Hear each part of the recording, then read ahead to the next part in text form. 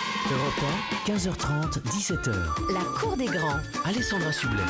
La cour des grands jusqu'à 17h et c'est l'un de mes moments préférés, c'est le camarade du jour.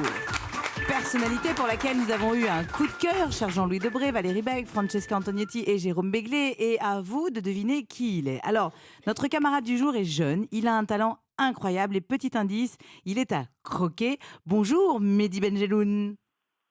Bonjour.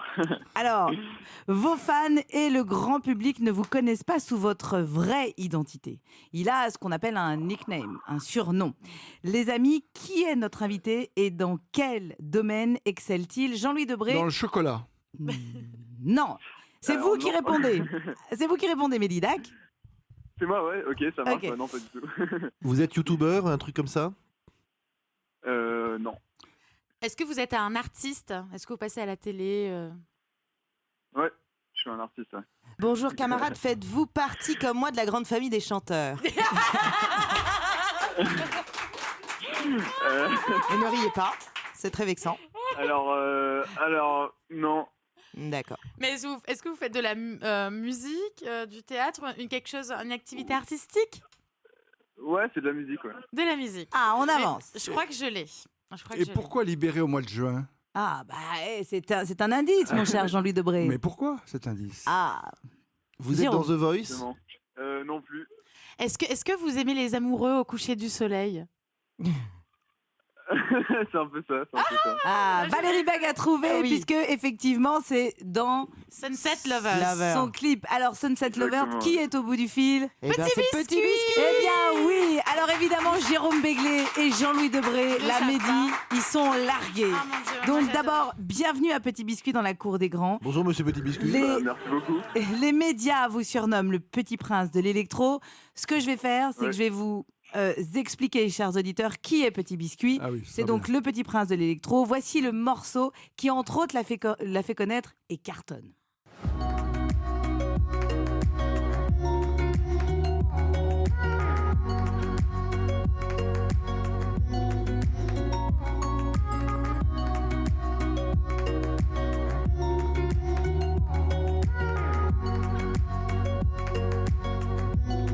Alors le titre c'est Sunset Lover. Pour ce titre, 32 millions de vues sur YouTube et plus de 150 millions d'écoutes sur Spotify. Petit Biscuit, Mehdi, est-ce que vous pouvez expliquer à Jean-Louis Debré ce qu'est Spotify? Et d'ailleurs, à quelques... avec des mots simples, s'il vous Ah plaît. ouais, il va utiliser des mots simples. Allez-y, Mehdi. Spotify, c'est une plateforme pour écouter de la musique. On peut créer des playlists. Il y a des playlists qui sont créées par Spotify, donc qui permettent de découvrir de nouveaux artistes. C'est un peu le renouveau de la musique. Voilà, c'est tout Très bien, simple, très au moins bien. voilà. Alors Mehdi, vous avez 17 ans, vous êtes déjà internationalement connu. Vos chansons font des millions et des millions de vues sur les réseaux sociaux. Vous revenez d'une tournée américaine. Alors ce qu'il faut dire, c'est que là, vous êtes dans votre dernière année de lycée, vous passez votre bac. Donc quand vous faites une tournée Exactement. internationale, c'est pendant les vacances scolaires. Est-ce que d'abord vous vous Eh oui. attendiez à un tel succès? Non, je pense qu'on s'y attend jamais. On peut jamais s'attendre à un tel succès. Mais c'est venu au fur et à mesure. J'ai commencé à remarquer qu'il y a certaines choses qui se passaient, que ce soit dans le monde des coups ou que quand j'ai commencé à faire ma tournée justement. Ouais, voilà. Et comment vous avez choisi votre surnom? Parce que Petit Biscuit, il fallait le trouver quand même. Bonne comme ça, on a envie de question. le croquer. Ouais, c'est comme quand je l'ai trouvé. Du coup, en fait, je faisais des sons plutôt doux avant au piano et je voulais quelque chose qui change de l'ordinaire. Je pense que c'est plutôt réussi.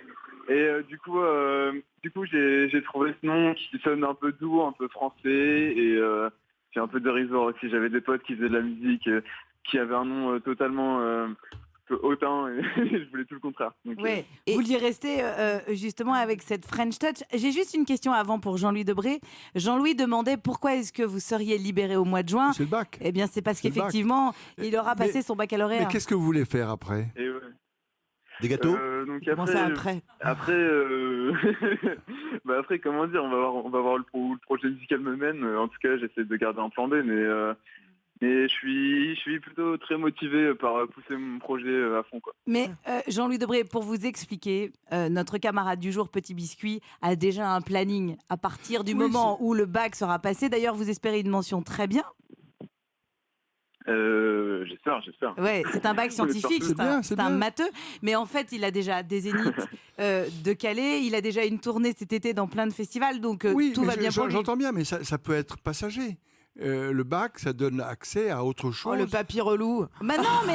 Mais non, mais, Non, je mais- rigole, vous avez mais tout à fait raison. le nombre, alors je suis désolé, mais j'ai vu ça dans ma longue vie, le nombre d'artistes et qui commencent bien et qui finissent au bout de 5 ans ou 6 ans dans la dèche, je me souviens même avoir, mais je n'aurais pas son nom, avoir eu comme juge d'instruction une artiste très connue qui s'était mise à voler parce qu'elle n'avait plus rien. Et puis, alors, ceci dit, petit biscuit, Mehdi, vous êtes en ligne avec nous. Je crois que là où il a bien la tête sur les épaules et les pieds ancrés sur terre, c'est que juste après son bac, vous voulez continuer à prendre des cours par correspondance, notamment à la Ouais. faculté de Dauphine, c'est ça?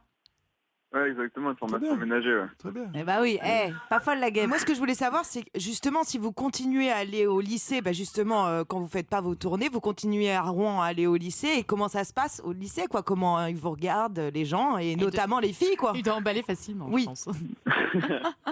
Bah, le regard change un peu, c'est clair. Le regard change un peu, c'est différent, mais on s'y fait vite. Alors, moi, il y a un truc que j'adore chez vous, Mehdi, c'est que vous avez commencé le violoncelle à 5 ans, le piano à 8 ans, la guitare à 9 ans. C'est vos parents qui vous ont initié à la musique, finalement? Non, parce que c'est moi qui ai fait le choix en fait de commencer la musique et du coup c'est pas du tout mes parents, si ce n'est que je leur ai demandé de m'inscrire à l'école de musique et ils l'ont fait quoi, tout naturellement qu'ils soient. Et c'est après que l'électro est venu, en fait, c'est ça? Et ouais, l'électro est venu après, c'est clair, c'est venu vers mes 11-12 ans quand je commençais à découvrir vraiment la musique actuelle et pas celle qu'on entend à la radio ou on entend à la télé, c'est-à-dire celle qu'on va chercher par soi-même et qu'on est content de trouver et qu'on est content de trouver certaines petites perles aussi. Et ouais, c'est une autre facette de la musique, quoi. Bien sûr. Jérôme? Pourquoi est-ce que les Français sont si bons en électro? C'est David une bonne Guetta, question. vous, et autrefois il y avait Il y a Air, même Daft Kunz, Punk, etc. il y a même beaucoup On a de... l'impression qu'à chaque fois qu'un Français perce, ça devient une star internationale. Pourquoi? On a un don plus que les autres?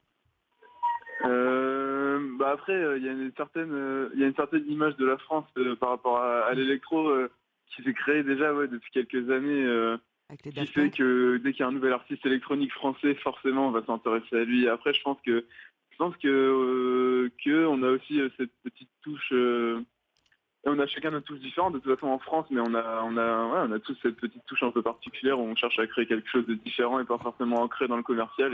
En tout cas, vous avez une touche ça avec peut plaire Valérie. aux amateurs de. Les amateurs de musique, Et, Valérie. c'est- Et moi, j'en suis folle. Enfin, très sincèrement, j'écoute votre morceau depuis, tous les jours depuis plusieurs mois, et je suis vraiment, vraiment fan. Mais qui sont vos référents aujourd'hui? Que vous écoutez quoi à la radio? Enfin, vous écoutez quoi Alors, comme les musique? jeunes n'écoutent plus la radio, mais Voilà. en revanche... Euh, ouais, du coup, moi j'écoute énormément de musique. Comme je disais tout à l'heure, j'aime bien découvrir les petites perles qui traînent sur SoundCloud et ça peut être des artistes totalement inconnus. Après, il y a certains artistes qui m'ont influencé, soit dans la création un peu d'un univers entre pop et électro. Ça peut être Phoenix ou Tame Impala. Et après, dans le côté plus électronique, il y a tous les artistes qu'on n'entend pas en ce moment, que ce soit Flume ou Bonobo, ce genre de gars. Ouais. Moi, j'ai quand même une question pour vous, Mehdi, alias Petit Biscuit. Comment, à 17 ans, on gère le business que vous avez déjà? Parce que vous avez un agent américain, vous avez un agent français, vous êtes un des rares artistes indépendants, vous êtes même totalement indépendant, vous gardez donc le contrôle de votre musique. Comment vous gérez ça? Je suis bien entouré, disons. J'ai une équipe qui m'aide bien et moi, je peux me concentrer à fond sur l'artistique, même si je m'intéresse aussi à tout ce qui est parallèle. C'est important de savoir gérer son projet, le business à côté, parce que malheureusement, c'est bien de la savoir musique, compter, c'est aussi quoi. un business Ouais. malheureusement, ouais, mais en tout cas, moi, je veux gérer l'artistique à fond et puis c'est pour ça que je suis bien entouré. Et vos parents, Mehdi, ils vous disent quoi? Bah justement, vous attendrez à ce qu'ils disent attention, j'ai peur, mais en fait non, pas du tout. Pas du tout. Ils sont super contents du projet et ils ont envie que ça marche au maximum. Et ils savent que Ils vous et soutiennent. ils m'ont dit qu'ils y ont toujours cru et donc c'est plus important, quoi. Ouais, c'est chouette. Juste un dernier mot pour terminer. Si jamais tu as besoin d'une voix, parce que électro ne veut pas dire alors, pas de performance vocale. Pour son morceau, je vous le dis, Francesca, il a pris une copine à lui qui a fait des vocalises dans sa chambre et il n'a pas eu besoin de se prendre la tête. Je me trompe, petit biscuit? C'était pas dans ma chambre, mais c'était des vocalises quand même. Ouais, voilà. Non, je suis pas loin de Rouen, je peux me déplacer. Et juste avant de se quitter, d'abord, puisque Valérie vous adore, j'aimerais qu'on se quitte avec l'un de vos morceaux et c'est celui-ci.